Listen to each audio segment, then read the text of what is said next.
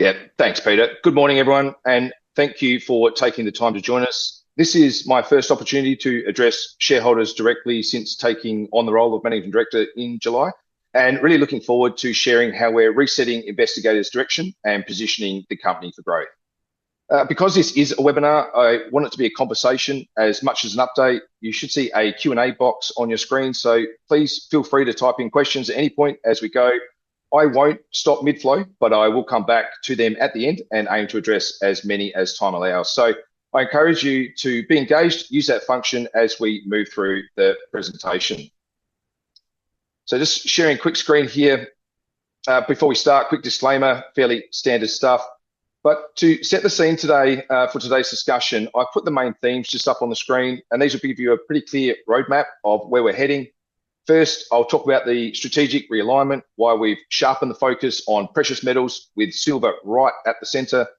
Second, I'd like to take you through the Paris DFS reset in some detail, particularly how we're capturing the value created by high silver prices and secured water, whilst at the same time making sure that the plan is financeable and approvals are fast-tracked to bring silver forward.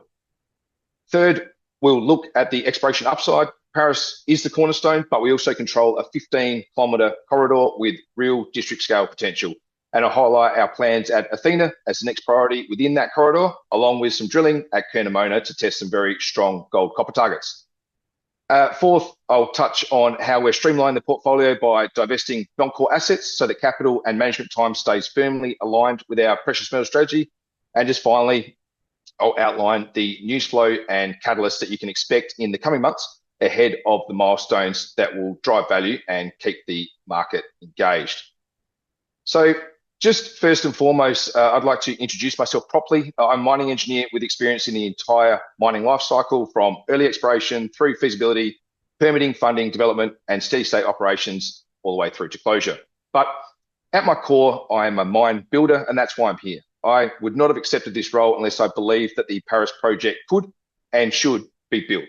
Over the course of my career, I bought 4 mines, 3 open pit mines in Australasia, and more recently, the Kanmantoo 2 underground copper mine right here in South Australia, which I led as the Managing Director of Hillgrove Resources. And this last build is quite relevant. When I took on the MD role at Hillgrove in 2019, the Kanmantoo 2 open pit had just closed. And my initial mandate was to wind down operations, but in reviewing these assets, I saw an opportunity to extend the mine life through underground development. So over the course of the next 5 years, I led the company through the full cycle, so reinitiating exploration, developing the feasibility study, achieving the permitting, securing finance, into development, with the underground mining commencing in 2023 and first copper production in 2024, delivered on time and on budget. That journey not only delivered value for shareholders, but also built strong credibility with the South Australian government, which is going to be critical again as we take Paris through its own approvals process. Since stepping into this role about 2 months ago, a lot of people have asked me why I joined Investigator, and for me, there are 3 main reasons. First, I believe Paris is a project with far more potential than has been realised to date, but it needs a fresh approach. I actually reviewed the project back in late 2024 before I joined. At that stage, I thought that the approach was too narrow, and I recommended a larger pit design to capture more value in a rising price environment. And to the board's credit, they initiated that work, and the results showed a clear improvement in project fundability. But that was pretty high level. And since joining in July, I've picked up that work again, and it's formed the foundation of the DFS reset, which I'll talk about in some detail. Secondly, I saw a value disconnect. In late 2024, when the company announced a delay to the DFS, the share price was heavily sold down, and in my view, incorrectly. But that has created enormous opportunity. Even today, I believe the market has not properly recognised the underlying value of Paris. Part of that is due to limited communication and lack of visible progress on the DFS. And I'm first to acknowledge that in stepping into this role, my communication has also been limited.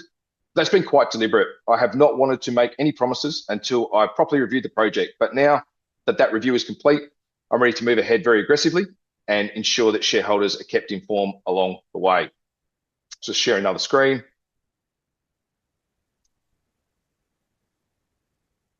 So on communication, we've just launched a new 2-way Q&A forum on our website.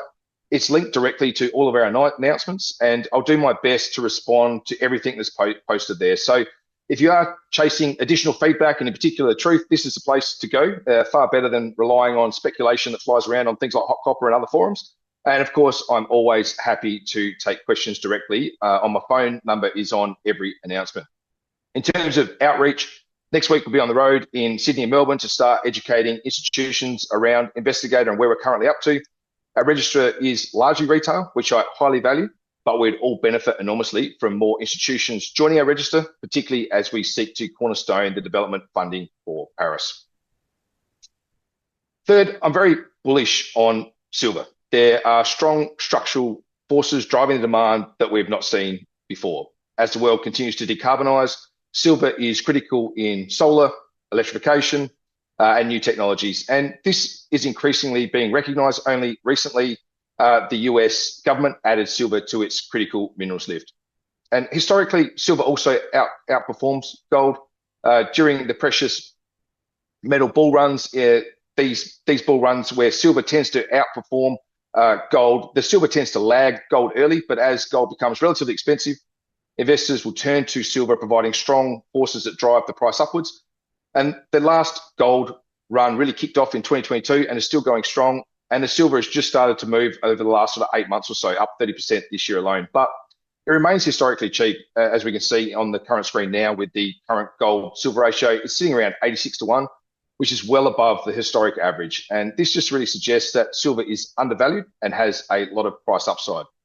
For silver, just to catch up to the historical average, we see a much higher price than where we are today. So I have a very positive outlook on silver. But what we need to do is to make sure that we are positioned to realise this value uplift, and that's my primary focus and a large part of the discussion that we'll be having today. So when I stepped into this role a couple of months ago, one of the first things I did was look at the company's overall strategy. And what struck me was that while we have quality assets, the story is not clear. We've got silver, gold, copper, moly, tungsten, all competing for attention. And one of the problems with this approach is that it blurs the investment thesis. A silver investor wants to invest in silver, not a mixed basket of commodities. And second, it dilutes capital. Every dollar has to work harder when it's spread across unrelated commodities rather than being channeled into a clear, coherent strategy. And that's why I'm setting out to realign the business. Investigator is now working towards becoming a pure precious metals company. Our focus is silver, and in the future, where it makes sense, fits the strategy and an opportunity presents, potentially gold. But be assured that every dollar we spend, every hour of management time is directed towards the precious metal strategy. And this sharper focus, I think, will send a clearer message to the market. I think it will strengthen the investment thesis, and most importantly, it ensures shareholder capital is being applied where it creates the greatest value.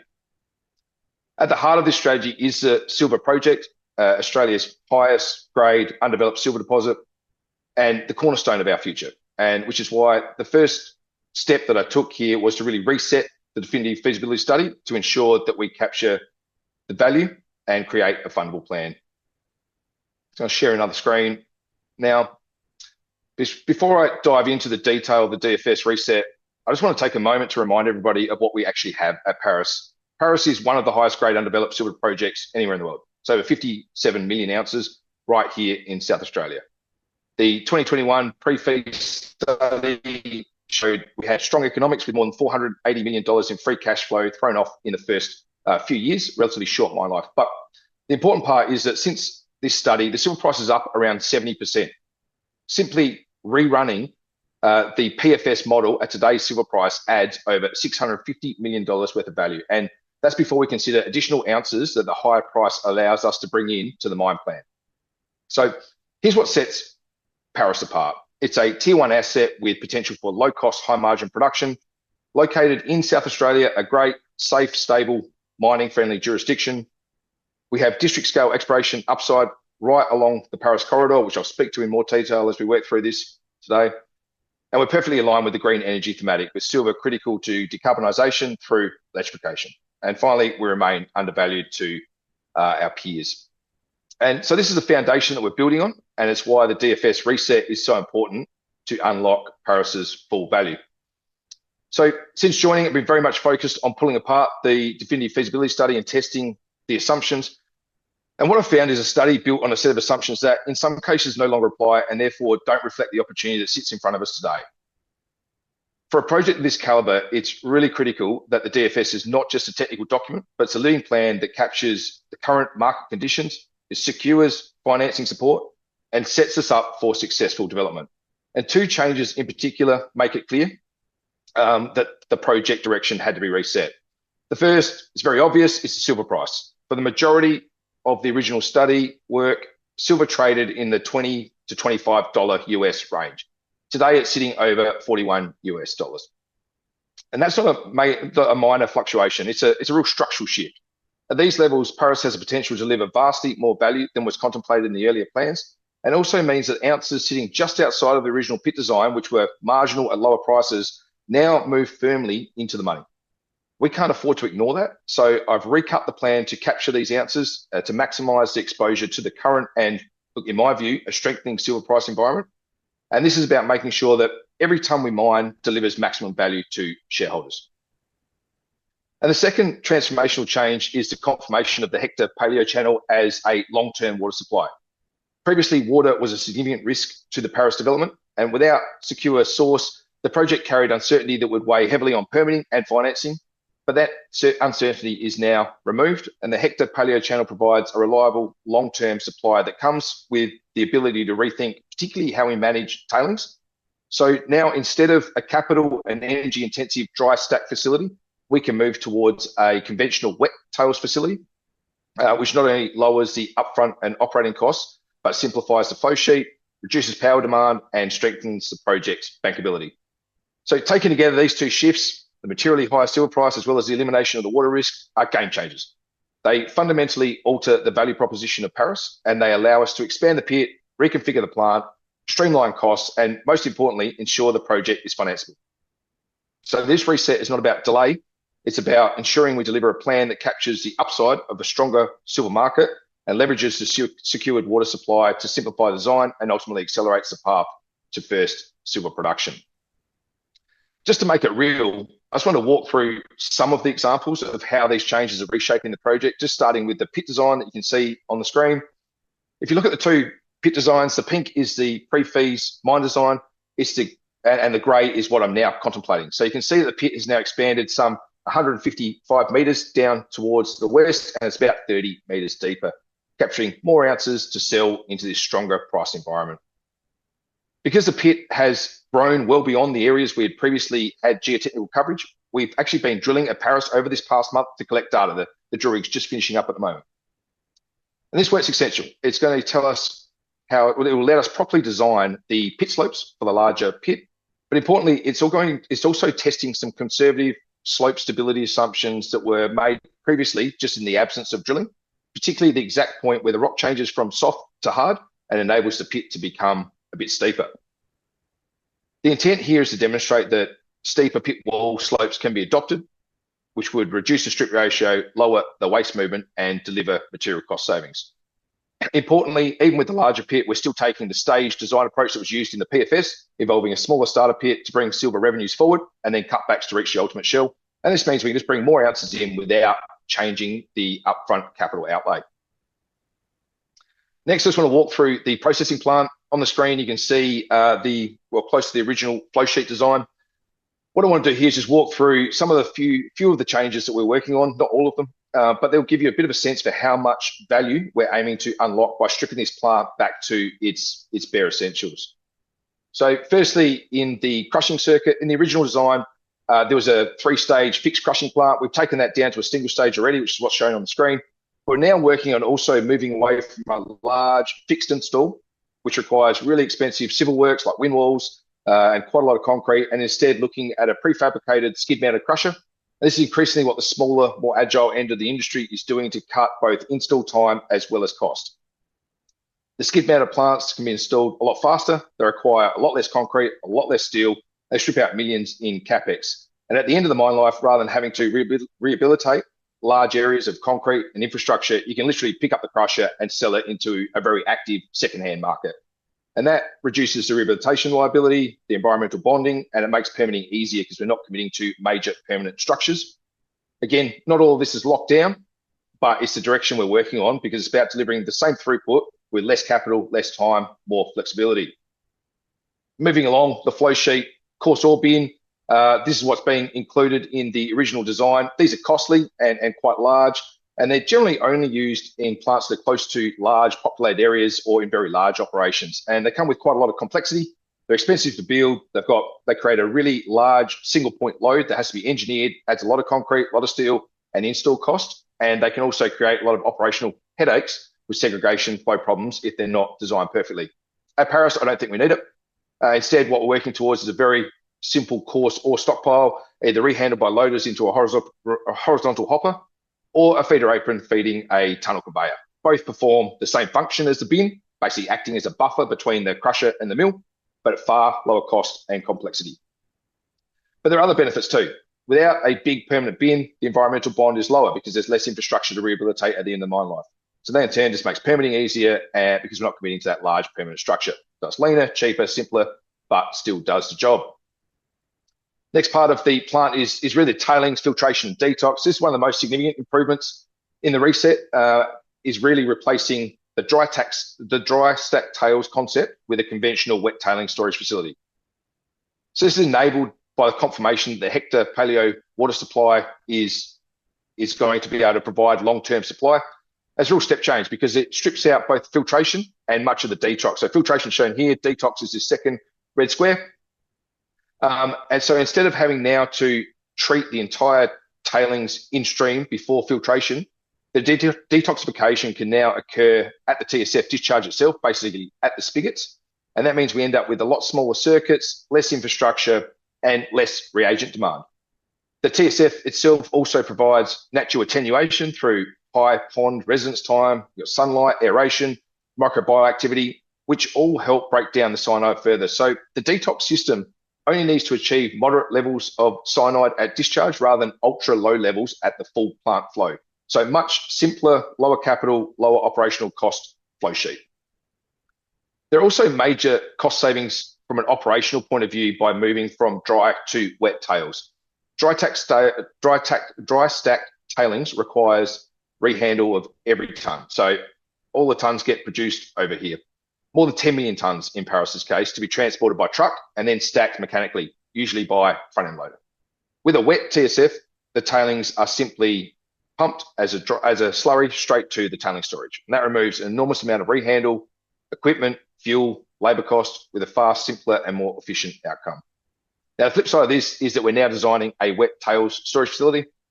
These facilities aren't that complicated, but they do need to be built to a standard that the regulator is comfortable with because tailings represent one of the larger areas of regulatory focus. So to support this, we've already have the requisite geotechnical and geochemical programs underway to demonstrate the design's integrity. And importantly, we'll construct the TSF out of waste rock from the pit. And that approach obviously reduces the amount of dedicated civils that's required, as well as lowering the construction costs. We'll also integrate the TSF into the overall dump design, which makes closure very simple and relatively cost effective. So basically at the end, all we need to do is dose the waste dump over the tails facility, apply a growth medium, and we're pretty much done. By considering, I guess, closure at the outset, we're not only cutting out some long-term costs and environmental bonding requirements, but we also de-risk and therefore fast track the approvals process. And the benefits don't stop there. Because the detox circuit is smaller, the downstream Merrill-Crowe, which I've just put up there, is also receiving less volume, which enables it to be downsized. And this is critical because the Merrill-Crowe plant is one of the single most expensive capital items in the entire flow sheet. So it doesn't scale in a linear fashion from a cost point of view. So a modest reduction in flow requirements can translate into a smaller Merrill-Crowe and a disproportionately large reduction in capital spend. So in other words, we're simplifying the tailings and the detox. We've unlocked an outsized capital saving in one of the most expensive pieces of kit in the entire plant. And then we just turn to the general layout of the plant, which I appreciate is pretty hard to gauge in this image, but really just turning attention to eliminating waste. So one example in the original design is that we've got costly overhead pipe racks, which are sort of highlighted here in orange. And they are really purely just to carry pipes and a few electrical cables. So with some thought, the plant itself can actually serve the majority of that function, running services along thickeners or tanks or existing plant infrastructure rather than building specific steel-intensive overhead structures that serve only to carry piping. And these kind of changes sound minor, but collectively they cut out millions of dollars of steel, civils, and install. So I guess As you look at this old flow sheet on the screen, you can see how much of it we're attacking. I'm not chasing a tier one, BHP, Rio sort of style build that's designed to last for 50 years. What I'm building is a no-frills plant. It's lean, it's hungry, it's effective, and it's designed for one purpose and one purpose only, and that's produce silver at the lowest possible cost. And I'm completely unapologetic about this approach. It's one that I've taken elsewhere, and it's effective. It's an approach that also transcends just the cost savings. As importantly, it also sets a culture for the organisation, and that's a culture that's disciplined, focused, lean, and built around doing what it takes to deliver value. In terms of the operating costs, finally, I just want to touch on those, particularly around the plant. Three big drivers are power, labour, and reagent consumption, particularly around cyanide and peroxide. Addressing these is central to driving Paris's economics. So on power, we're approaching this on two fronts. First, reducing overall power consumption, and second, reducing the unit cost of power. So on consumption, filtration and detox circuits, they're particularly power hungry. So by removing them, we're cutting a lot of energy out immediately. And in terms of unit costs, really rethinking power supply. So instead of the fuel hungry diesel generators that were in the PFS costing upwards 35, 40 cents a kilowatt hour, our initial studies are starting to show now that gas with battery support, maybe with some supplementary solar, could almost halve those power costs for a pretty modest capex. So we'll also be exploring those opportunities along with third-party power supply to move, I guess, a lot of the upfront capital to operating cost and spread that over the life of the operation. From a reagent point of view, really starting to review the addition of a shear reactor. So this is technology which improves leach kinetics and then reduces cyanide consumption. So relatively low capital addition that pays for itself fairly quickly by lowering reagent use. So when thinking about operational costs in the plant, a key point, I guess, is this, that at the outset, it's the combination of mining costs, processing costs, and metal revenues that really defines the optimized pit design. And that's what sets the shape of the pit. But once that shell's locked in, it's really the processing costs that drive the incremental cut-off grade. And this is the decision when the material's coming out of the pit of whether it's ore or whether it's waste. Just share another slide quickly.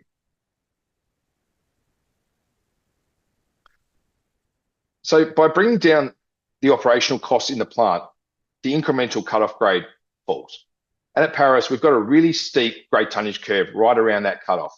And so even a small drop in processing cost can convert a significant volume of material from waste into ore. So on the screen, it's the steepness of the green line within that red box that I'm really trying to exploit to get more ounces recovered, more silver poured, and basically more metal sold into what is now a much stronger price environment. So the key takeaway here really is that modest operational cost savings in the plant cascade into outsized production gains. And that's why I'm so focused on simplifying and streamlining this flow sheet and why it matters so much.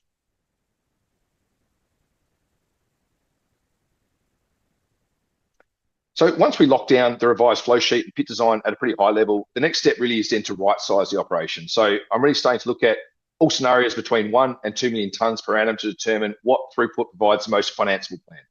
We've already recut the costs and the metal schedule for the newer, larger pit at different production rates. And once we've got these processing locked down, we'll be running updated capital and operating at those different production scales. And this creates effectively a hill of value where you can see the trade-offs between production, capital intensity, operating costs, and mine life. But in determining throughput, I'm not just looking at technical optimization. I'm deliberately viewing this through the lens of a financier. So this means stress testing the project under downside price, cost and production scenarios, and overlaying the key funding metrics that lenders use. So particularly debt service cover ratio, reserve tail, and repayment profile. So over the next few weeks, this work will guide us to the throughput rate that delivers the best outcome from a financing perspective. And only then we'll be moving into that detailed engineering. So the mission here is not really just to publish a DFS on its own, but it's to produce a plan that I can take directly to financiers. So the mine plan has already been stress tested against their benchmarks and stands up as a financeable plan from day one. And that's what will get Paris built, and that's the standard that we're going to be holding ourselves to. Finally, on the DFS, let's just talk quickly on permitting. I know a lot of people might be concerned and no doubt frustrated about the DFS timing. So let me be clear, my focus is not on when the DFS document is published, it's on when we pour first silver. So the silver price is rising and I do not want to miss that window. And that's why I'm driving permitting as hard as I can. To get a swift outcome, it's really essential to engage early with government and ensure the DFS studies are scoped to the government's requirements. And yes, this is more work now, but it actually removes risks and brings forward first silver production. Missing fundamentals studies at this stage only will lead to further rework later, which is both costly and will delay production. That's why over the past month, we've already begun engagement with the South Australian government on the mining lease application. And this is where I bring real experience at Kanmantoo 2. I took the project from closure of the open pit through those fees studies, permitting, funding into development. And it was one of the last mines that was permitted in South Australia that actually started mining. And we did it successfully, on time and on budget. And that credibility matters with state government because they've also got limited resources and prefer to dedicate them to projects that are actually going to be built. And I tend to bring that same discipline and drive here at Paris. To reinforce this process, we brought in JBS&G, so one of the most experienced permitting groups in South Australia. And on our team, we have the former Deputy Director of Mining Assessments, who is very well placed to ensure our submissions will be properly scoped, align with government expectations from the outset, and facilitated as efficiently as possible. So whilst the DFS is now targeted for the first half of 2026, what really matters is that the approach shortens and de-risks the path to construction and first silver. And with the finance first mentality I outlined earlier, the study we deliver won't just tick a technical box, it'll be bankable. And the permitting will be ready to move quickly without rework or delay. So this is where we're at with the DFS, and I hope you can see the energy-focused commitment that I'm now bringing to this. And this project is moving ahead with purpose and with the aim that's very clear, is to fast-track Paris to first silver production. So as we talk about exploration, I'll just share another screen. Paris is just the beginning. We are positioned within a 15-kilometre long silver corridor. It's geologically similar to Paris, peppered with drill hits to confirm widespread silver mineralisation. So, for example, at the north, at Apollo, we have 8 metres, 1,200 grams per tonne, great drill hit. All the way down to the south, 3 metres, 86 grams per tonne, including 1 metre at 218. And a lot of hits in between, with some encouraging hits of lead at gold thrown in for good measure. So exploration is ongoing all the way through this corridor, and it's helping to build a really clear picture of a district scale silver system that has long-term potential. Within this corridor sits Athena. It's about 11 kilometres to the southeast. It's a high potential silver target that's been largely overlooked. Originally, Athena was drilled for iron ore. Many holes were stopped once they passed through the magnetite body, despite being within silver mineralisation, but that wasn't assayed for at the time. Following continued success at Paris in 2013, some of these holes at Athena were actually re-assayed for silver, and they showed some pretty impressive results. We had 5 metres at almost 500 grams a tonne, including 1 at 950.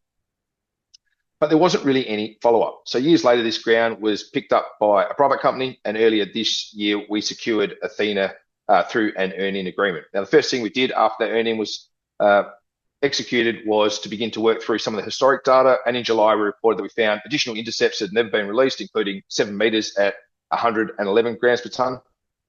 And these results had been overlooked for more than a decade. I walked the Athena ground in my first couple of weeks with the company, and where the historic drilling has occurred, the iron mineralisation is evident. It's outcropping on surface. But the geophysics show there's actually another magnetic body immediately adjacent with the same magnetic signature. But because there's no surface expression, this target wasn't known at the time and was never drilled. So at Athena, we don't just have a system that's underexplored. We actually have multiple bodies, which you can see in the bottom right-hand corner of this slide deck. They're side by side, one with proven silver and another one completely untouched, but showing a very similar mag signature. So we've recently just undertaken a gravity survey over Athena. The survey is designed really to help us understand how these bodies link together, define the scale of the system, and prioritise the drill program. This data is currently being processed. I expect that to be ready early October, and those results will really help guide the first ever dedicated silver drilling program at Athena that will get underway shortly. Now, if successful, Athena could be a natural addition to Paris, adding both scale as well as mine life, and is the first step in really transforming what is currently viewed as a single deposit, so Paris, into more of a district scale opportunity. So following on from Athena, we'll also be chasing up other targets within the Paris corridor, with particularly Manto and Perseus identified as the next priorities once Athena is drilled. So Paris is our cornerstone, but the broader Paris corridor, with Athena as the first major step out, followed by Manto and Perseus, shows that we've got some real potential for something a lot larger. So really nice setup for value appreciation. DFS will deliver the foundation, and exploration across the corridor builds growth pipeline for the next decade or so. Proximal to Paris, we've also got the Morgan complex. It's a prospective silver area where earlier drilling by Investigator has returned shallow intersections of silver, lead, and zinc mineralisation. We have a first pass soils program kicking off towards the end of the year at Urilla Hill, and we're targeting their IOCG potential, and at the same time, a gravity program over key targets at Corunna. So whilst Paris Corridor and I guess the Morgan complex provide silver opportunity, we also have a number of gold copper exploration targets at Curnamona. This is located in eastern South Australia, not far from Broken Hill. Curnamona is a really exciting target. It's supported by coincident magnetic, gravity, IP, and soil anomalies that point to a strong mineralised system. Drilling will commence next month to test these targets, and that'll be the first drilling that has been done in this area. So for Investigator, Curnamona really represents optionality. If drilling confirms a gold-rich system, it could complement the precious metal strategy and earn a place in our portfolio. If it proves to be more copper dominant, the results will inform the best way to crystallise value while keeping the company's capital really directed towards silver. Either way, the drilling is necessary because it provides the data that's needed to unlock the value without diverting focus from Paris. So plenty of exciting exploration activity ongoing in South Australia as we work through the Paris DFS. Just a quick word on the rest of the portfolio. Over the past year, we've sold off the Stuart Shelf asset in South Australia, White Spur asset in Tasmania, and we'll keep looking for ways to sharpen our focus and make sure that capital is only being directed towards precious metals. So the obvious, I guess, square peg, round hole asset that we've got is Molly Hill. It's a tungsten project in the Northern Territory. It's a good project, but it doesn't really fit our precious metal strategy.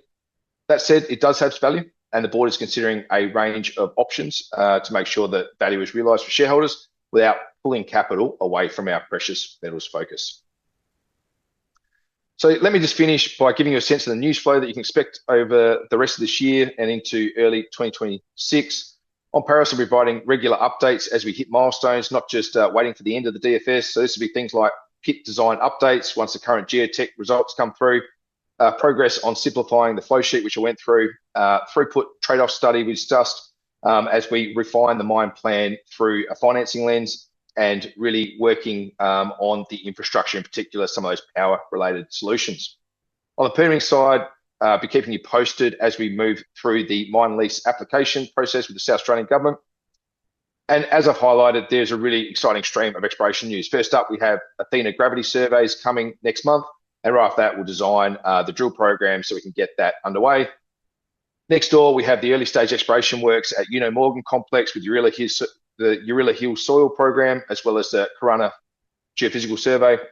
And further east, Curnamona drilling kicking off in October with results starting to come in November and December. So plenty of catalysts in the pipeline for the coming months. So to close, I guess the message is pretty straightforward. We have realigned the strategy to a clear precious metals thesis. We've reset the Paris DFS to be lean, financeable, and faster to first silver. Importantly, we're advancing the permitting in parallel. So my focus is not simply on just delivering a DFS. It's about getting Paris into production and pouring that first silver as quickly as possible. And we're building optionality through disciplined exploration in the Paris corridor, starting with Athena, and whilst managing some of the non-core assets to crystallise value without distraction. So this is how we're looking to create value for shareholders, and that's the path that we're on. So I guess that's the update of where we are and where we're heading, and I'd love to hear from you. So please use that Q&A function if you haven't already, and I'll work through as many as time allows. Thanks, Lachlan. Pretty comprehensive, which is great, and to have you at the helm and give people an update today such as this, I think will be very welcome. We've got some questions coming through, and the first one, straight off the bat, as you'd expect, the question is, you've delayed the DFS again. The PFS was done back in 2021. What have you been doing for the past 3 to 4 years? Why should we believe this will be different? Yeah, look, really fair question, and I appreciate the frustration that's coming through in that question. So look, let's address it head on, right? Paris has been studied for a long time, and whilst I can't speak for every decision in the past, what I can say is that the earlier approaches were really based on assumptions that no longer apply, particularly around the silver price and water availability. as well as costs, particularly in the plant that's been, I guess, designed beyond what was necessary for a project of this scale. So the work done in recent years is not wasted, so it's important to stress that, but it was built on a different foundation. What's changed now is that silver is some 70% higher at the time of the last PFS, and we've confirmed now a long-term water supply through the Hector Paleo channel. Those two factors alone fundamentally changed the project as I went through. They allow us to expand the pit, capture more ounces, and move from a dry to a wet tails design that cuts out that CapEx and OpEx material. So the reset is not about defending the past or kicking the can down the road. It's really about taking the project we have today, configuring it to be financeable, buildable, and profitable in the current environment. I've built mines before, and the standard I'm holding us to is producing a plan that I can take directly to financiers, and that's what will get Paris built. And look, I know it's frustrating to hear the word delay, but I really want to re-emphasize that we're not just focused on the DFS publication date. This is just one step in the process. We are advancing the permitting in parallel, which ultimately means a shorter, de-risk path to construction and production, and a project that fully reflects today's stronger price environment. Thanks, Lachlan. Follow-up question here. There are other silver companies listed in the ASX. Why should investors back Investigator instead of somebody else? Yeah, okay, good question. I think three main questions to consider. So first, Paris is one of the highest grade undeveloped silver deposits globally.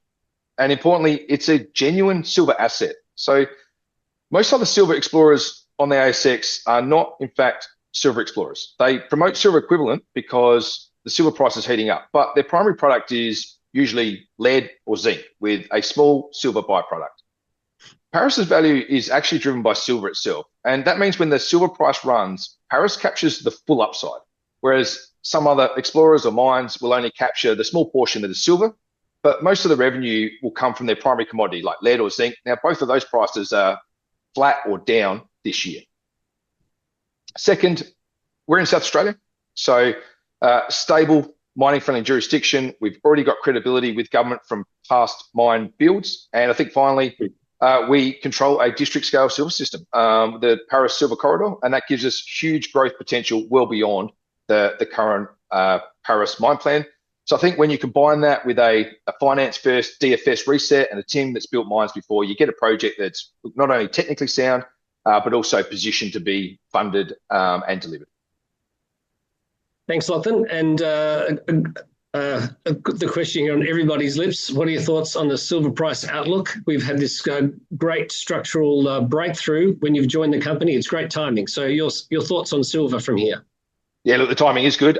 In short, very bullish. Wait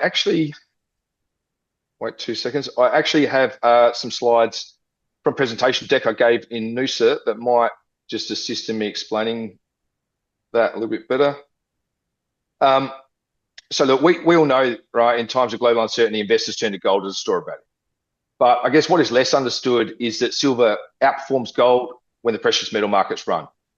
Silver lags gold usually in these rallies, but once gold heats up and becomes expensive, silver typically follows with greater momentum, creating a powerful second wave that eclipses gold.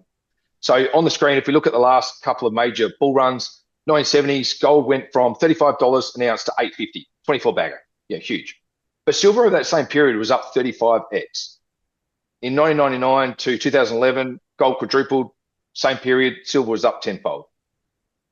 Gold price really started kicking off the current bull market in about 2022. And silver is now really starting to move. So it's up 30% this year alone. But if history suggests, if history is any guide, it really suggests it's got a long way to go to both catch and pass the gains that gold get made. And there are a few reasons why that happens. So firstly, silver has dual utility. So unlike gold, which is primarily a monetary metal, silver is both a store of value as well as a vital industrial metal. It's essential for solar, electronics, EV, green energy tech. And as decarbonisation accelerates, silver demand is being driven by powerful structural forces that gold simply doesn't share. On the supply side, only 25% is coming from primary silver mines. The rest is a byproduct of copper, gold, lead, and zinc mining, as I alluded to before. And the reality is that the copper and gold miners aren't going to change their production profiles just for a bit more silver when the silver price is up. And this leaves us with a I guess, a silver supply response that's relatively price inelastic. It's got a really nice setup where we've got growing demand, pretty inflexible supply, and generally what happens next is the price runs. In addition to that, we've got really fully 75% of global supply coming from Latin America, China, and Russia. So not exactly the poster children for operational and geopolitical stability. And there's very little, I guess, that comes from true tier one investment grade jurisdictions. And for the past 4 years, Silver Institute has reported annual silver deficits of about 100, 200 million ounces, about 25% of global production. And this is a huge amount. With decarbonisation fueling demand, its shortfall is really going to projected to continue, and this is going to provide future upward pressure on price. And then if we look at the macro side, huge global money printing, got rising debt, credit downgrades, and really a general loss in confidence of fiat currencies all over the world. And this is just driving investors towards precious metals as a hedge against inflation. And the central banks, which is what's shown on the right-hand side here, is they've been ahead of the game. So a while ago, they started doubling their gold purchases and retail then followed in behind. But I guess the key here is that silver has largely flown under the radar to date. And you can see this in the gold-silver ratio. So as I said earlier, this is about 86-1, well above the historical average. And this just implies really that silver is cheap in historical terms. If that ratio normalizes, silver could easily jump another 40, 50% just to catch up. And of course, that all assumes that gold doesn't continue. If gold continues to rise, which we're seeing currently in the market, then all bets are really off about how far silver could go. So I guess to summarize, demand is growing, supply is inelastic, deficits are real, and I guess if history tells us anything, silver's got a lot more room to run. So yeah, pretty bullish. Great summation, and just caused me anxiety for my lack of silver exposure in the market. Let's see, what have we got here? Some more coming through on the DFS again. Why delay it again? Are you just kicking that can down the road? Yeah, a bit similar to the first one. Look, it's not really about a delay for the sake of a delay. It's really about capturing the value and getting to first silver sooner. So as I said, the two things that fundamentally shifted is silver price is up and long-term water supply is there. And I guess by taking these work streams together now in greater detail, we can also fast track permitting in parallel and avoid that costly rework later on. And the DFS, I guess, as I said, targeted for, I guess, the second half or the first half, sorry, of 2026. But with the permitting process underway, what I'd expect is the DFS is released and shortly thereafter, the mine lease application goes in. And what this is really doing is just concatenating it all and meaning we get to first silver production earlier. Thank you. Financing. What confidence can you give us that that Paris will be financed? Yeah, okay. I guess my focus is on really producing a plan that's got a finance first mentality rather than just technically complete. We'll be stress testing this study with downside scenarios, running through those lender metrics, particularly that debt service cover ratio, reserve tail, repayment profile. They're the main ones that are going to be looked at for something of this scale before we really finalise that throughput and get into the engineering. And this means that we'll end up with a DFS study that I can take straight to financiers with the confidence that it's going to meet their benchmarks. I'm not coming to have to come back and rework that study. So really important to do that early on. A lot of DFS or studies that you see out and about really miss that step, and they get to the point where they're presenting it to financiers and it doesn't quite stack up. So having just gone through that process really quite recently at Cam 2, got a very good understanding of how that works, and we're making sure that at the outset we've got a plan that will meet those metrics and we can get finance straight away. Thanks, Lachlan. Next question. Won't moving to a wet tailings facility increase environmental risk and slow approvals? Yeah, it's an interesting point. Look, actually, I think it does the opposite. With the water secured through the Hector Paleo channel, a wet TSF is both simpler and more financeable. It eliminates costly filtration, tailings rehandle, reduces detox requirements, it lowers the power demand, and cuts both capital and operating costs. From a regulatory standpoint, it's worth really noting that there are no constructed dry stack TSFs in South Australia. And that means that their main benefit elsewhere, like I guess regulatory familiarity, doesn't really apply here. In fact, I believe the true risks of dry stack is not really well understood, particularly with very fine tailings that may contain residual cyanide or sulfides that can lead to, say, acid mine drainage. When tailings is very fine, so when it's dry, it's very light and can be lifted in windy conditions, dispersing over large parts of the countryside.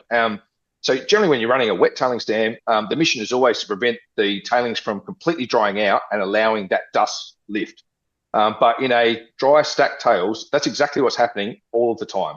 So look, over time, it would not surprise me if regulators actually shift right back towards a wet TSF and the management of those as a safer, more reliable long-term solution. In any case, we've already communicated our move to a wet TSF to government, and they're comfortable with that approach. They've simply highlighted that we need to complete the supporting geotech and geochem test work, which is already underway, as I talked about. And as I said, to further de-risk, we've engaged Deputy Director of Mining Assessments to ensure our design and the submissions are really aligned with what the regulator expects. And we actually have a whole of government meeting kicking off very shortly that involve not only the Department of Energy and Mining, but also the EPA, Department of Water. And they'll be the key groups that'll assess the mining lease application. So early engagement of this matter is really essential to make sure we scope this study correctly and ensure that the customer, which in this case is the regulator, gets the information in the format that they need to be able to easily assess the project. And that's really the secret to fast tracking approvals. Importantly as well, I guess we are designing the whole mine, but in particular TSF with closure in mind. So we use pit waste rock for construction and integrate into that dump design. And what that'll mean is it really reduces the civils and lowers the closure cost and the environmental bonding. And this also assists in getting the approvals faster rather than run slower. So far from adding risk, I think the wet tails will simplify the flow sheet, reduce the cost, and that strengthens the bankability. But it also has full regulatory alignment provided the supporting test work is done, and that's exactly what we. Okay, thanks, Lachlan. Permitting, how long do you think permitting will take? Yeah, so I guess the DFS target to come out early next year, calendar year. But I guess with the permitting underway and that in parallel, I don't expect there's going to be a huge amount of time before that's lodged. So say that's also first half of 2026. That's definitely the timeline that I'm targeting.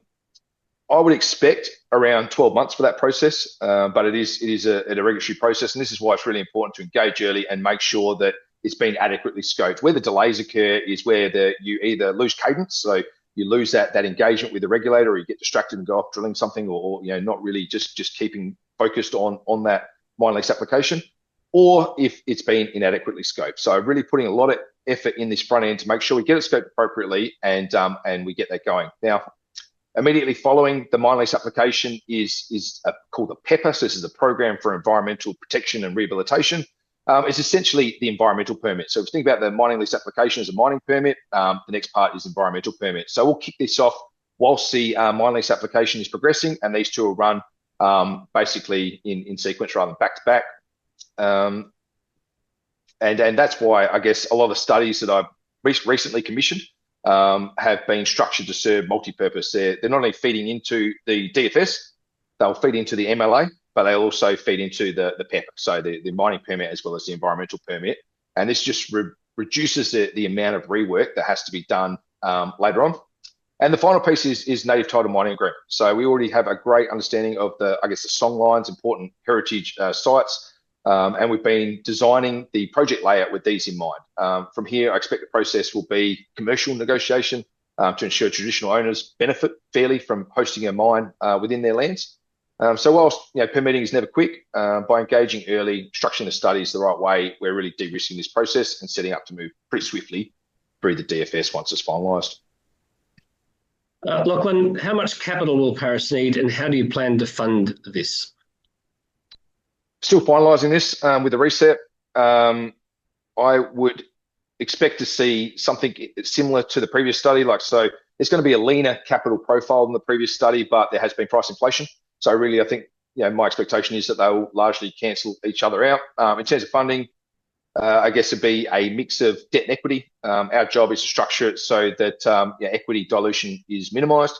That's why I guess it's really important to seek this institutional support, and that's why I'm going on the road next week to Sydney, Melbourne, to start to really get Investigator back into, back on the radar of those instos and start that process off and hopefully get more people to register. Okay, well, that exhausts our extensive questions. I did a couple more just at the last minute. Is it possible, Lachlan, to estimate a mine life for Paris? Would you have an aspiration, based on what you've seen and your reviews, would you have an aspirational outlook for that? I guess based on what I'm seeing at the moment, it's very much dependent on the throughput rate. So I talked about doing the throughput studies from 1 million to 2 million tonne per annum. So depending on what that number is, we'll define what it is. Like I think the ultimate pit design is in that order of around 11 odd million tonnes. So it's divide that number through how fast the throughput rate is.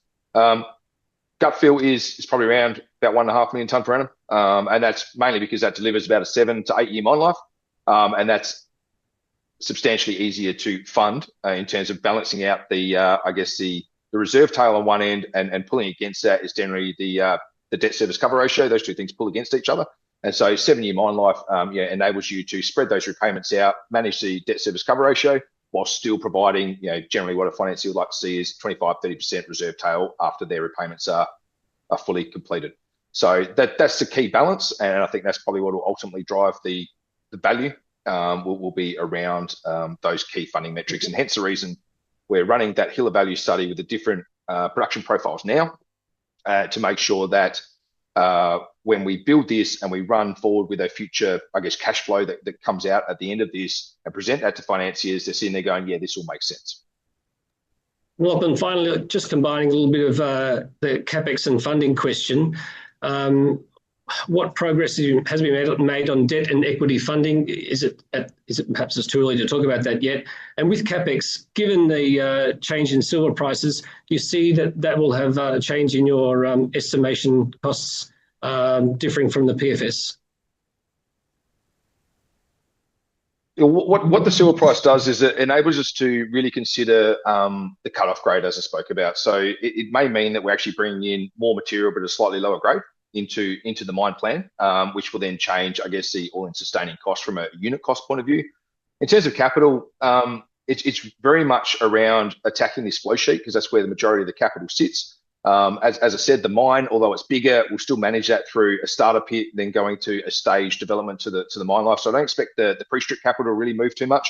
But on the process side, it's about reducing the crushing, reducing the coarse ore bin, getting rid of the filtration, getting rid of the detox circuit, downsizing the Merrill-Crowe. All of those aspects should reduce the capital. And what I'm hoping to do is to, as a minimum, offset, the increase in prices due to inflation over the period. Because, obviously the last study was 2021, and I'm sure that prices have moved since then.